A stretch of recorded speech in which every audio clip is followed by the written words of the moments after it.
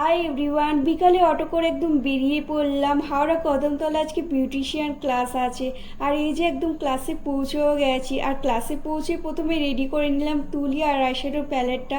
আর dummy নিয়ে বসে পড়লাম এখানে আইশ্যাডো প্র্যাকটিস করার জন্য। প্রথমে কালার নিয়ে এখানে আমি আর্চ আইব্রো ক্রিয়েট করছিলাম। আর এখানে কর্নারের দাগ কেটে নিয়ে কর্নার থেকে নিয়ে লেনটা টানলাম। আর্চ আইব্রো করলে লুকটা আলাদাই চেঞ্জ হয়ে যায়। তো এখানে আর্চ আইব্রো একদম রেডি হয়ে গেছে। আর এখানে কালার চুজ করছিলাম কোন কালারটা আইশ্যাডো করা যায়। তো এখানে তুতে কালারটা নিয়ে নিলাম আর হালকা ব্লেন্ড করতে শুরু করে দিলাম। একটা সুন্দর লুক চলে এলো। আর ডিপ পিঙ্ক কালার নিয়ে আইলিডের ওপর ভালোভাবে ব্লেন্ড করতে শুরু করে দিলাম।